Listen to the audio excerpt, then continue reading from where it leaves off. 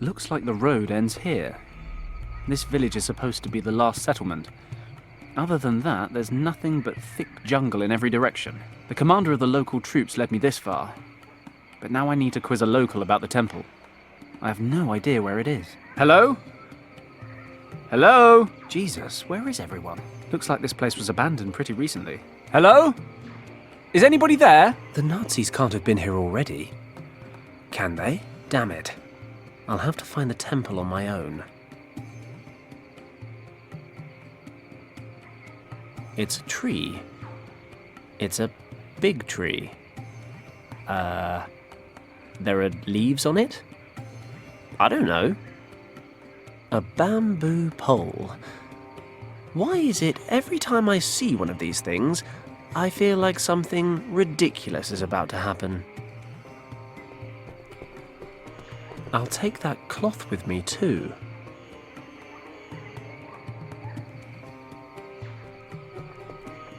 Feathers, blood. It's clear what happened here. Some huge winged monster had a nosebleed. Or a chicken got eaten. One of the two.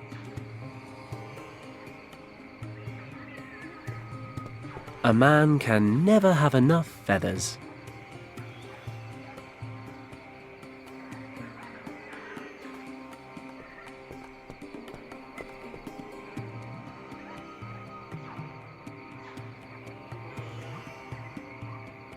There's a broken jug lying here.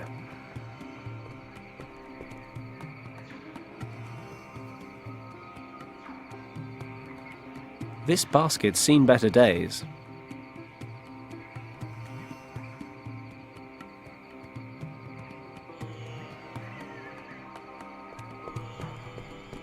What is that? It's a small goat. It appears to be hiding underneath the hut. Well, no, it's definitely hiding underneath the hut. I can see it from here.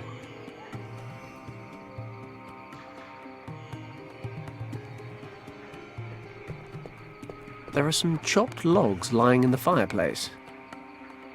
Not much going on.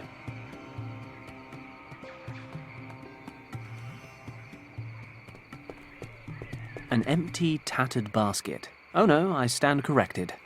There are some stones in here. Fantastic. An empty, tattered basket. The basket's already broken, so I might as well finish cutting it up. I've dismembered the entire thing. All that's left are these thin sticks of wood and the hemp stitching.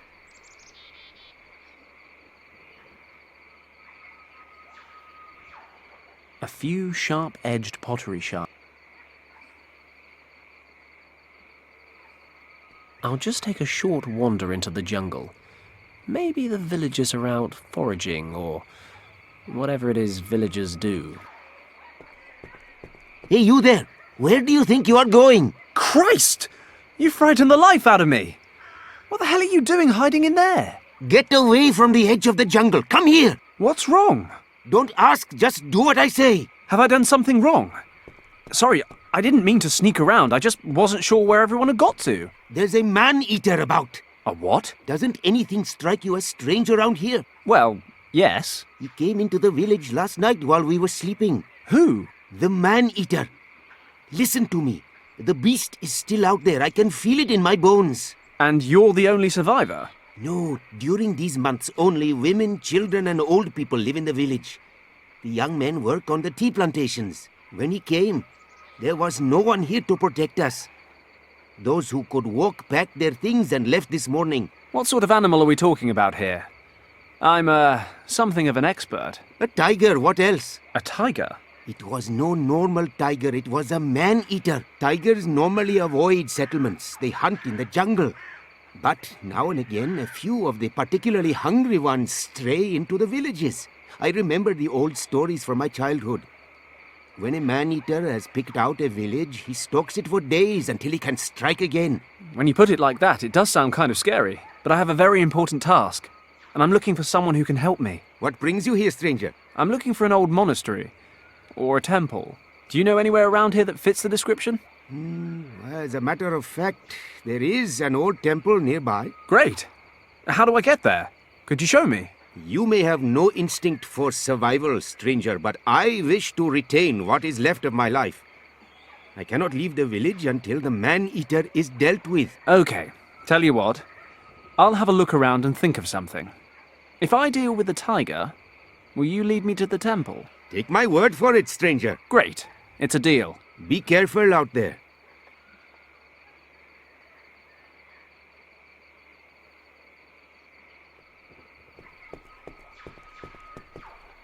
There's thick jungle in every direction, save for a small trail leading southwest.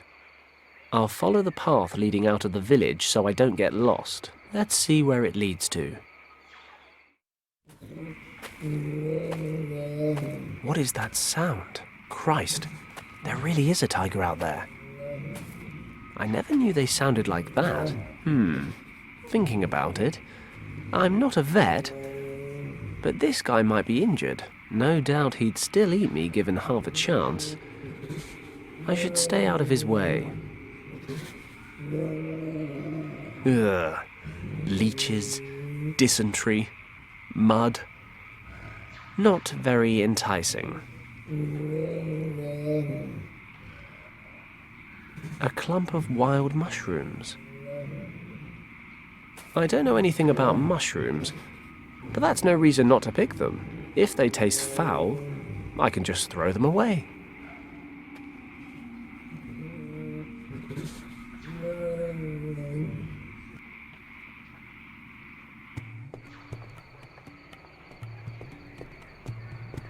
I loved climbing trees when I was a boy. The taller, the better. Nowadays, I tend to only do it when I have to. Like when I'm being chased. Or when I'm bored. There are some reeds lying here. Looks like the villagers use them to thatch their huts.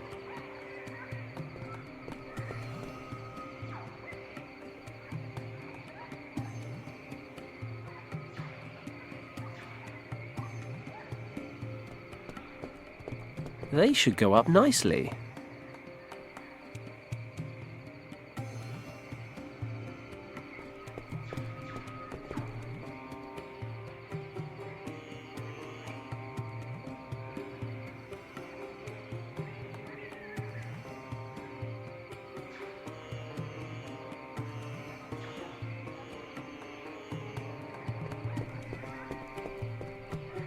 Hello?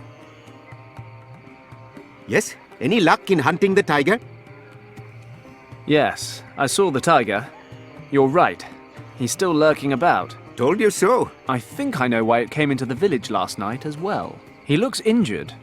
He's out in the swamp making sad noises. Would that explain why he's acting so aggressively? Quite possibly. But regardless, I am staying in my hut. And don't go getting any wild ideas yourself. But I promised to help. As you please. Is there anything else? Is there any chance I can convince you to come out for just 10 minutes? The tiger's out in the swamps. I don't think he really poses a threat. I forgot I was the tourist and you were the local. Believe me, it poses a threat. All right, all right. I'm on it. I found these mushrooms in the jungle. Are they edible? I would only eat them if you have sleeping problems. These mushrooms contain a natural sedative. We use them to treat minor injuries. But I have heard of a Brahmin who performs operations on injured animals and sedates them with the poison from these mushrooms during the operations. Interesting. So you just chuck them down the creature's throat? No, the sedative must get into the bloodstream. The mushrooms are cooked and the juice that escapes is then injected. It requires a bit of experience to get the dosage right. Too much of the stuff could knock out a huge water buffalo, never mind a small pet. No problem. Caution is my middle name. I found these stones in the village square. I don't suppose they're, valuable by any chance? No. These are flint stones. Keep them by all means. Oh, well thanks anyway. I'll see what I can do. Good luck. 2 pieces of flint used to spark fires. The old man said that you can extract a natural sedative from these mushrooms by boiling them. In you go.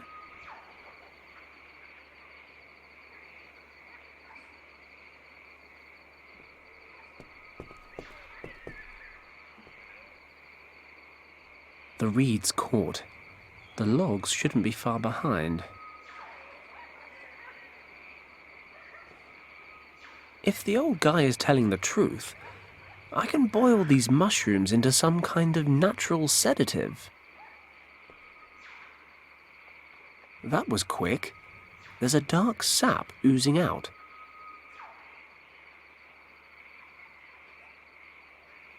Let's get this off the fire without burning my hands.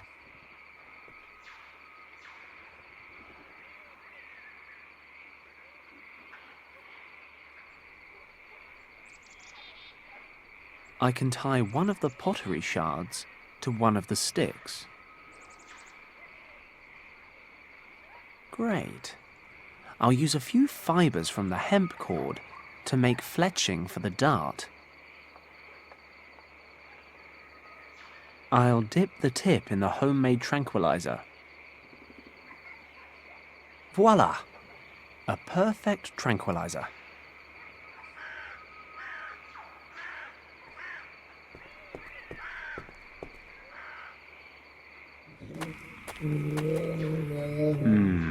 Salad.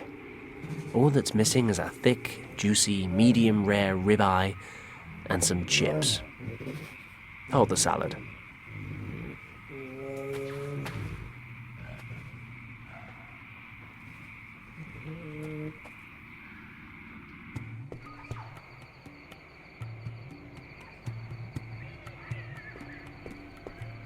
He looks hungry. Goats eat green things, don't they?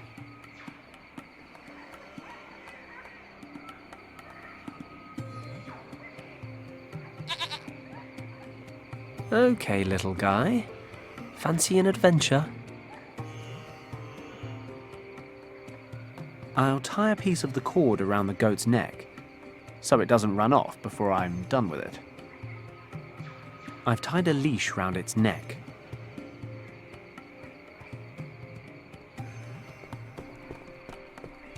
I'll tie him up here. I hope this works. Meh. Don't worry, you're not bait. You're just a distraction.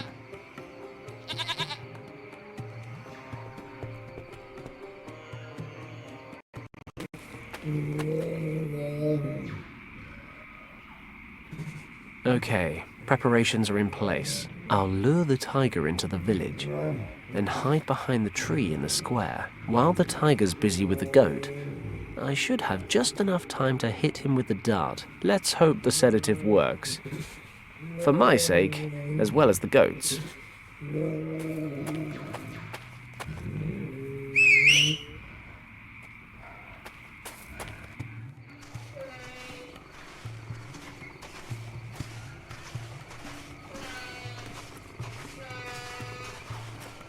Do or die. Only one shot at this. Concentrate.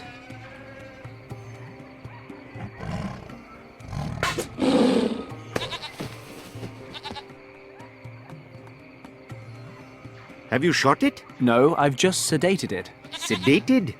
And what happens when it wakes up? Look, he's injured. There's a nail stuck in his front paw. Ah, you are correct. He has obviously fallen into a trap. You set up traps to piss these guys off. No. Many farmers in this area protect their fields and plantations from all sorts of animals with spiked traps such as these. If a tiger gets injured by such a trap, it cannot hunt in its usual way. And it gets angry. It begins to look for easier prey. Chickens, goats, people. Exactly. Okay, let's pull the nail out. Then we can take him out into the jungle and hopefully he'll wake up and wander back to his natural habitat. This could work. I extend my thanks and the thanks of the entire village to you, stranger. You know, thanks are great and all, but don't forget our deal. Let me take a look at this guy's foot. You find something we can use to move him. Okay, I'll fetch a cart. and we can take it to the other side of the valley.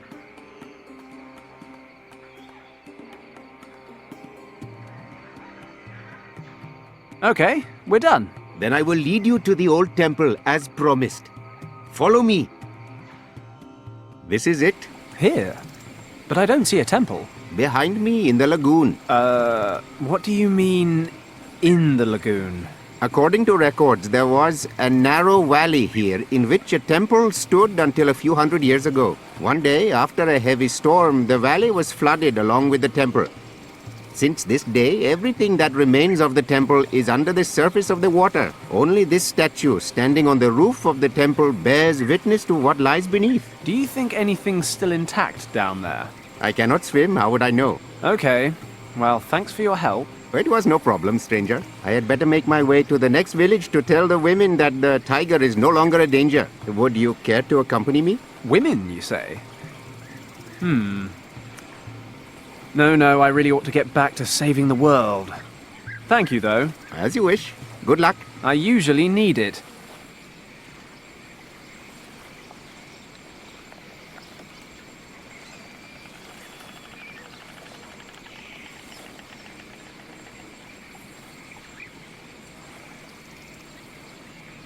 There's an old column here, reclaimed by the jungle.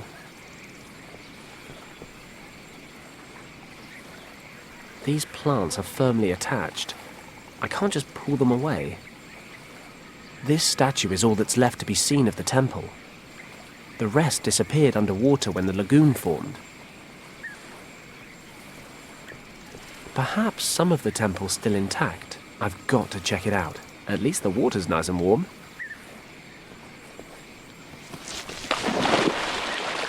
You know, it all started innocently enough. Flies. Nothing dangerous about flies. Then there was the cat. Then the sheep.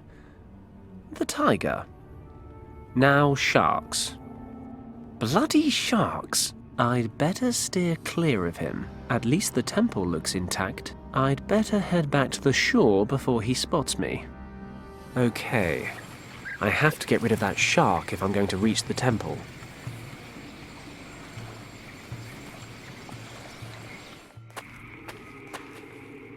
Let's get up there and take a look.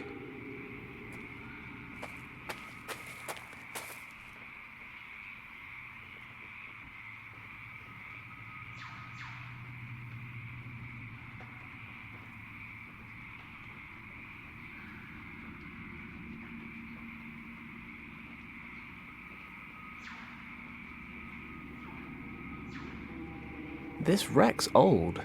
The jungle's begun eating into it. There's a cardboard box in relatively good condition in the glove compartment, but everything else is foobar. Let's see what's in this box. Looks like an old radio. A radio with a hand-operated generator. You produce power by turning this little crank on the side. Oh, it fell off.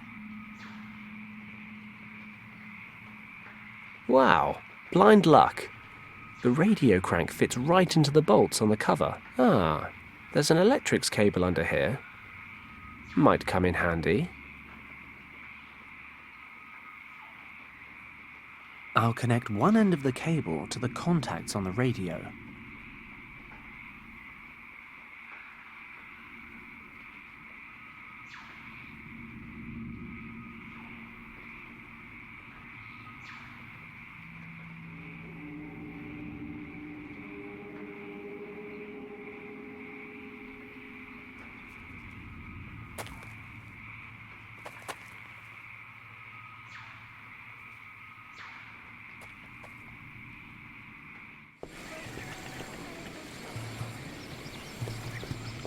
I'll fill it with water.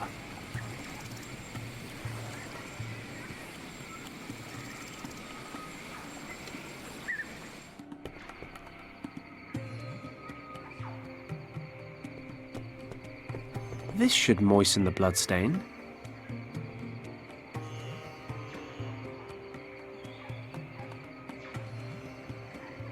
I've soaked the cloth in the blood.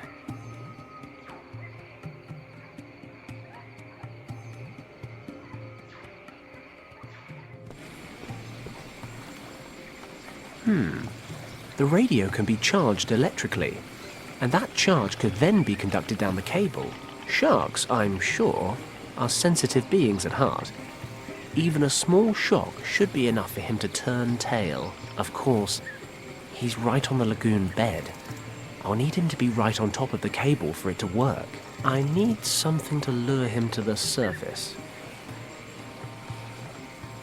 I'll knot the blood-stained rag onto the loose end of the cable.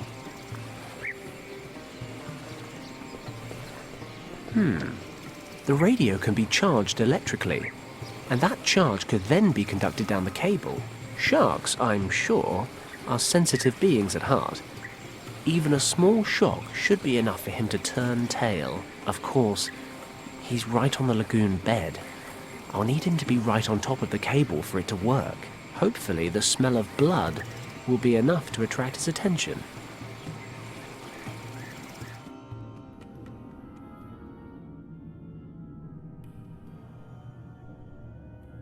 It's working. The shark's surfaced, and he's circling the bait. I need to hurry before he pulls the whole thing under. I am this close to solving this puzzle. I'm not moving the radio now. Whap! 40 volts straight to the face.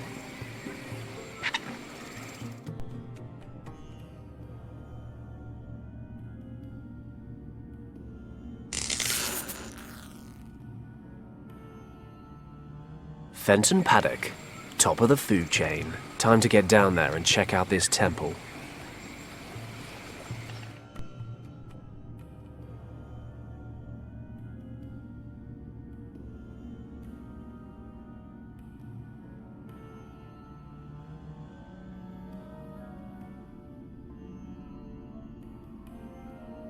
Just mud.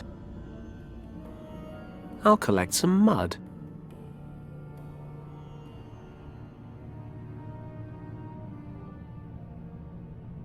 It's a huge gate with a recess in the center.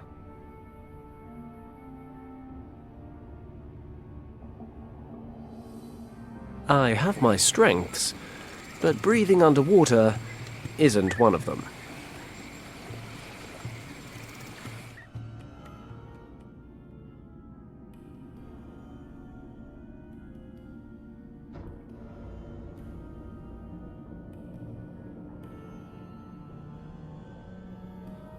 A jagged indentation.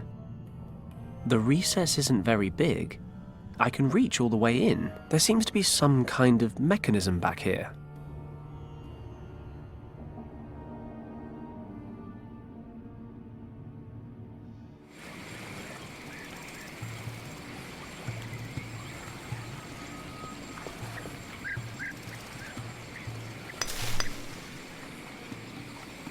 There.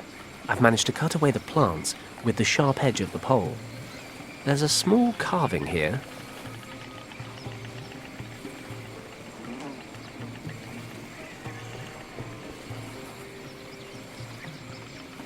The cardboard's softened in the water. Not bad. The damp cardboard should mold itself to the carving and dry in that shape. Of course, then it'll stick there forever. I need to grease it up first.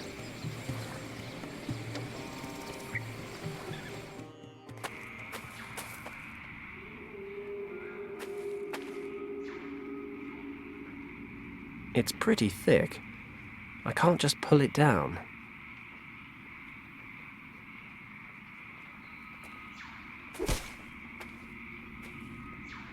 I severed the vine. It's dripping some kind of oily sap. I'll soak the reeds with some of the sap.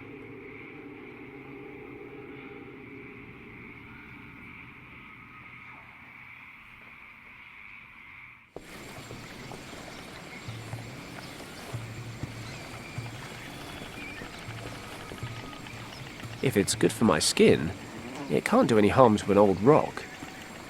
I'll oil it up.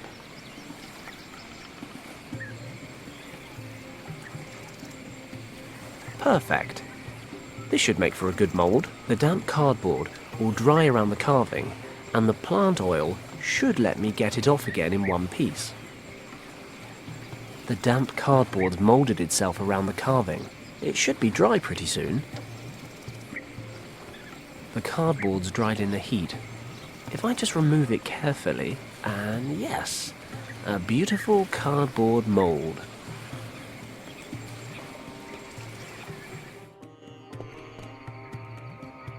Wet, muddy clay from the lagoon bed. I filled the cardboard mould with clay.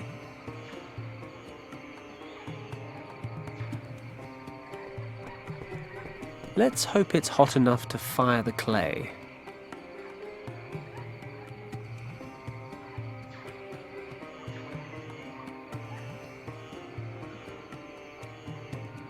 That should do it. The cardboard's burned away, and the clay looks pretty solid.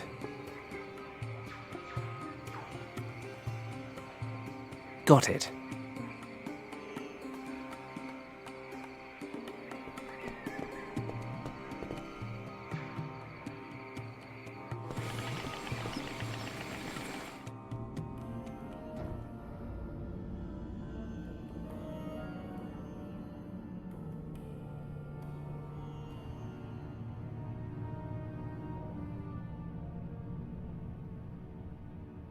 It fits. We're in business. How has no water reached this part of the temple? It smells old and dank, but at least I can breathe. There's a round stone here. It must have fallen out of the ceiling or the wall.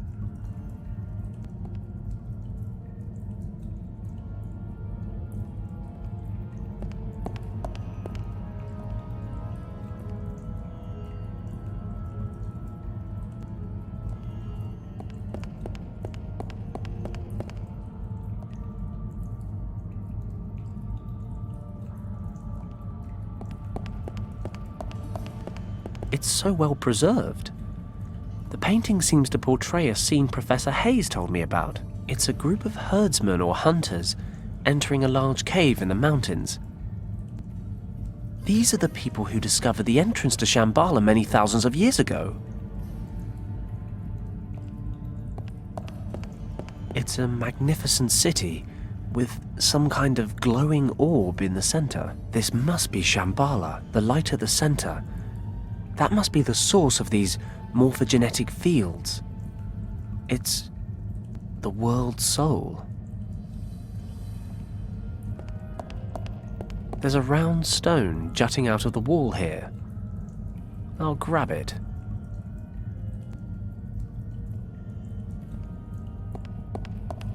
Here's another stone.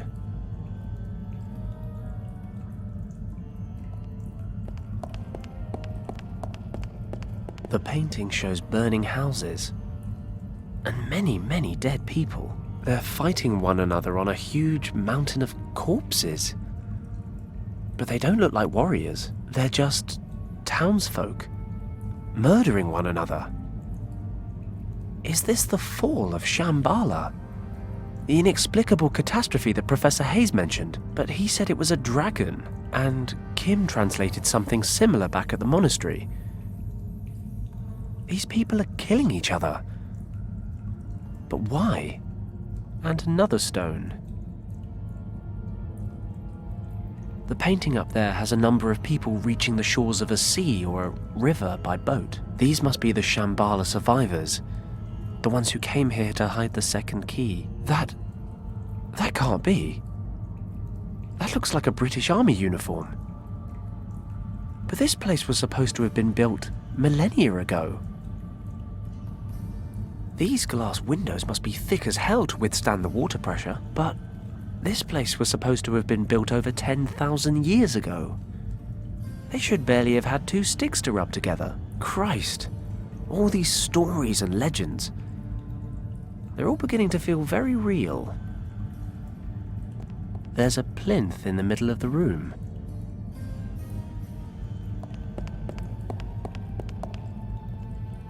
Okay.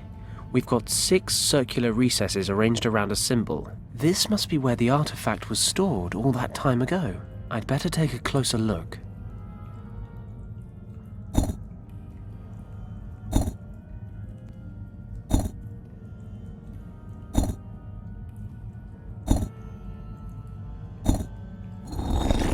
I heard something move inside. Is it unlocked? Aha! The stones can be pushed down into the platform.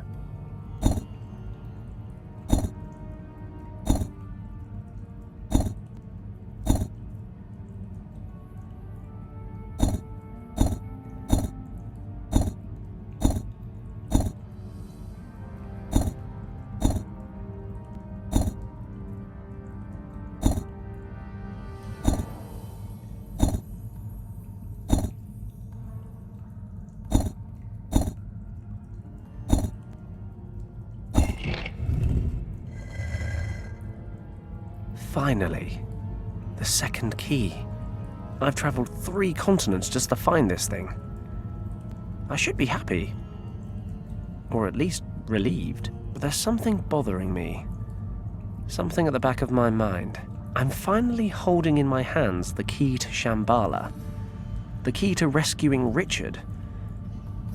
And I've got this weird feeling about it all. Is that my conscience? Damn, I thought I lost the thing years ago.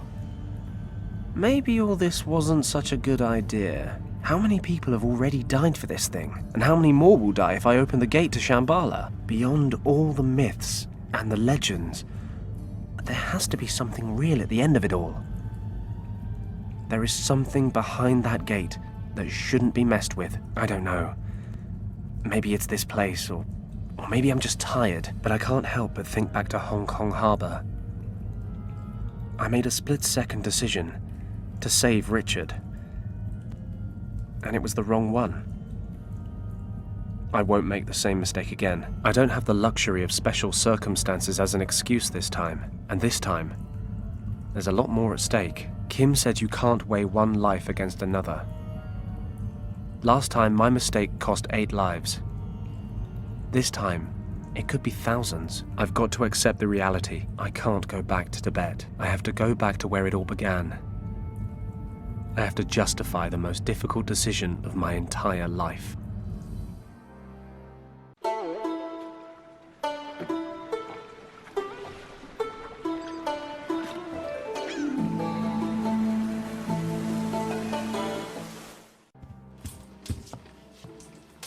Lord Weston, Yes?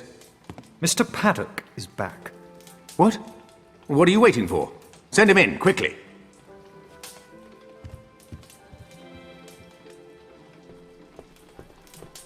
Fenton, you have no idea how relieved I am to see you. Lord Weston, Do you have any news of my son? Is he alive? I'm afraid it's not that simple, Governor. Is Richard dead? Is that what you're trying to tell me? No, he's still alive, I think. Oh, thank God. Do you need more money?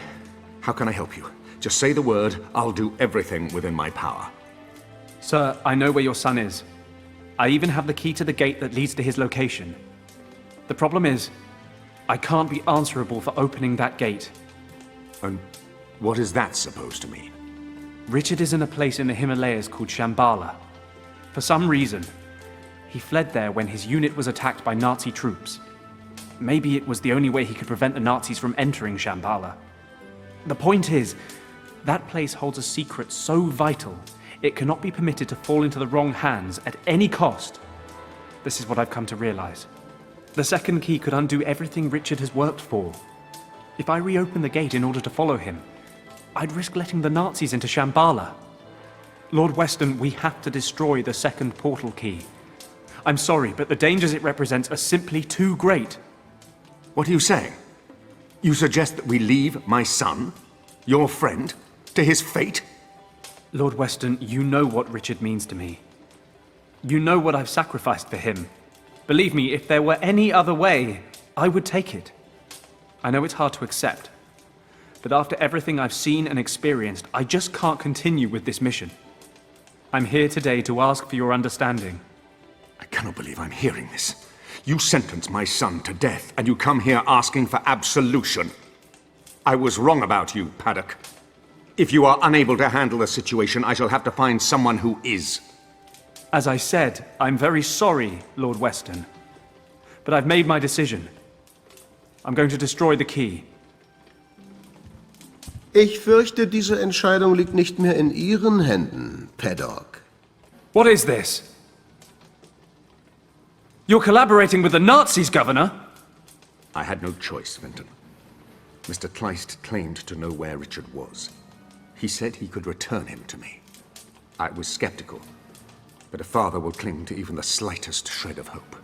I never gave up hope that you would solve the situation, and that I could quickly end my collaboration with the Nazis.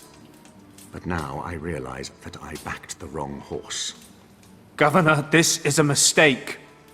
I'm prepared to take that risk.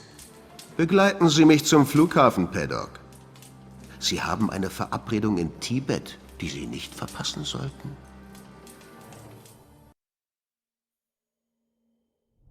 So sehen wir uns also wieder, Herr Paddock. It's a dubious pleasure, Countess. But I guess you've become rather accustomed to having me around. Wenn ich eine Wahl gehabt hätte, lägen Sie tatsächlich längst mit einem Loch zwischen den Augen in Ihrer erbärmlichen Baracke. Das dürfen Sie mir glauben. Ihr Glück, dass Ihre Suche nach dem Schlüsselartefakt erfolgreich war und Sie es als Erster in den Händen hielten. Vielleicht haben Sie ja die Energie, die dabei auf Sie übergegangen ist, gefühlt. Aber Ihnen war sicher nicht bewusst, dass Sie nun als Einziger befähigt sind, das Artefakt zu benutzen. You mean you can't get into Shambhala without little old me? Exakt. Besser hätte ich es selbst nicht auf den Punkt bringen können, Herr Paddock. So steht es in den Überlieferungen, die unser Orden seit Jahren zusammengetragen und studiert hat. And you think I'm going to help you? Aber selbstverständlich. Daran besteht kein Zweifel. I hate to break it to you, love, but if I really am your last option, you're rather scraping the bottom of the barrel. Your expedition ends here. Sie sollten sich kein vorschnelles Urteil bilden, wenn Sie noch nicht alle Fakten kennen, Herr Paddock. Ich bin mir durchaus der Tatsache bewusst, dass Sie bereit sind, Ihr eigenes Leben zu opfern, wenn Sie uns dadurch den Zugang nach Shambhala verwehren können. Aber wie sieht es mit dem Leben Ihrer kleinen Freundin aus? Kim? Ich glaube, das war ihr Name. Das junge Fräulein hatte viel Glück. Mehr Glück jedenfalls als mein treuer Leutnant Grasser, der die Lawine bedauerlicherweise nicht überlebt hat. Jetzt seien Sie doch nicht so niedergeschlagen. Sie sollten sich über das Wiedersehen freuen. Immerhin haben Sie nun ein Menschenleben weniger auf dem Gewissen, Herr Paddock. Zumindest, falls Sie sich doch noch kooperativ zeigen.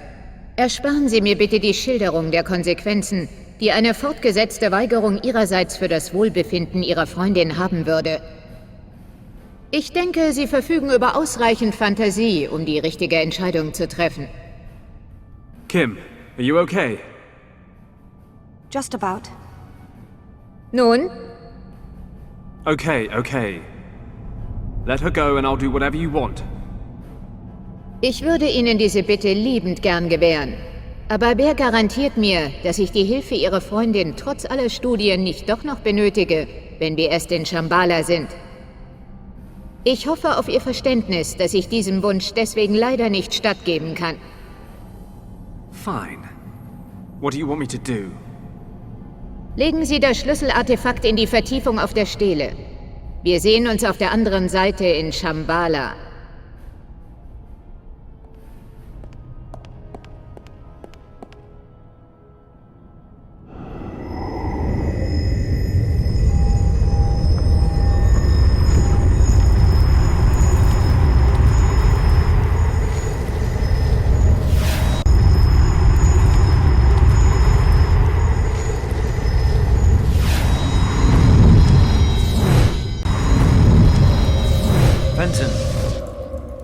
Fenton, wake up! What? Fenton!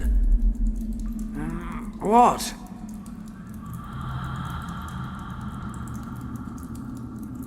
Richard?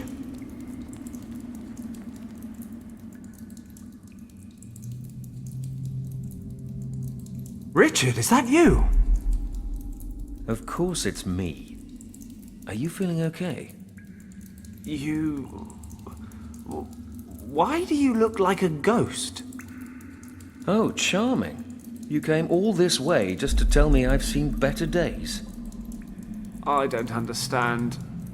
My head hurts. Apparently your sense of humor is still en route. Well, what is there to say but... welcome to Shambhala. It was good to see Wang's niece again, but I would have preferred it if you'd left the Nazis on the other side. Kim! Where is she? She landed in the central cabin along with the Countess. I managed to convince the Guardians of this place to separate you and bring you here instead. Guardians?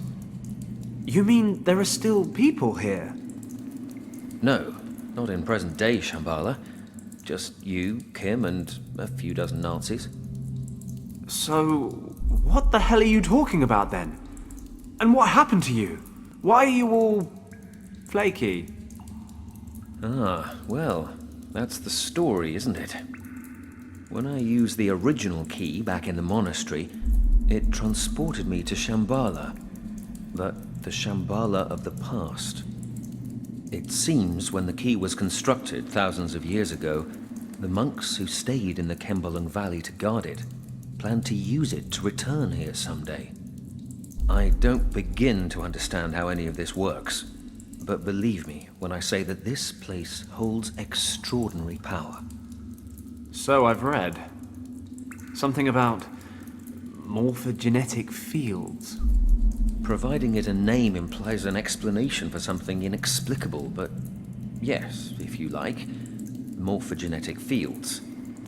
The High Priests described Shambhala as the heart of the world, but in truth, it's more like the soul. If you want to see it in a scientific light, I suppose you could say that the energy of this place is what constitutes the life force of every living creature throughout time. Just as every single person has a soul that makes him the person that he is, every species has a soul that makes the species what it is. And the sum of all that resides here. The world soul. Would you be shocked if I said this was all a little over my head? I've been here for days and I still don't understand it. I don't believe we'll ever understand this place completely. Just take it as fact. There is an energy here, an imperceptible energy that bonds us all. How imperceptible exactly? Well, we are all linked to one another subconsciously. But it's true that certain people are able to detect the fields with more precision than others. We call them mediums or oracles. But the energy fields explain a lot more than that. Think about natural instincts, or phenomena such as mass panic. They're all a result of the ebb and flow of those subconscious links. Well, it all sounds very grand, but what does it actually mean on a practical level? Are we in danger? Fenton, imagine the heart of Shambhala as a gigantic archive, a pool of everything people have ever researched, discovered, or developed. So, that's a yes then. It is. The entire world converges right here. And the Countess knows that. But it's not just that. The center transcends time and space. He who controls it controls the sum of all human knowledge, past, present, and future. They could conquer the world. No, that's not the threat. The power of this place is too much for any person to control. Mankind doesn't have the maturity to handle this gift. Even the priests of primeval times failed. So, this field of energy ended up making the residents of Shambhala kill each other in a civil war? Correct. How? Imagine understanding everything, instantly. The spirit of a person would be subjected to extraordinary strain. They simply couldn't cope. Besides, there are darker forces at work. This archive is not limited to discoveries and inventions. It represents the entirety of the human condition. Jealousy, envy, hate, these define the human species just as much as learning or understanding, and have a corresponding influence here in Shambhala. But, as I said before, it is not something we can easily understand. Okay, fine. So we just wait for the Countess to open the center. I'll dash in, grab Kim, then we sit back and watch while they all kill each other. You're absolutely right. But? In my time, Fenton, the surviving priests are preparing to leave Shambhala for good. In order to protect the heart from misuse, they are performing a ceremony that will set up a force field around it. This field will allow only the bearer of a certain amulet to pass through. After the ceremony, the amulet will be divided into 3 pieces and hidden in the temples of 3 priest castes who once ruled here. Hey, even better. The Nazis won't get past square one. No, they've begun to plant explosives. The field is maintained in your time by a series of plinths. It would take a great deal of power, but they may be able to destroy them. We have to stop them, Fenton. They may not be able to wield the power of Shambhala, but if the energy of this place is disrupted in any way, it could have catastrophic effects for every living creature on the planet. We must act quickly. We? I thought you were stuck in the past. You're right. But you won't find the 3 amulet pieces without my help. If I understand it correctly, our times are now synchronized. We can communicate, but we cannot cross the boundary. In my time, the priests are only just now performing the ceremony to invoke the force field. So the amulet has not yet been hidden, and I have no way to know where it will be placed. But that doesn't mean to say I can't help you look for it. And what am I supposed to do with the thing when I find it? You will have to use the power of the source to drive off the Nazis. As in the source that sends anyone who goes anywhere near it doolally? That source? Is there a plan B? Don't worry. Once you find the dragon amulet, I will help you control it. Okay, let's do it. I couldn't agree more. The future of the world is in our hands.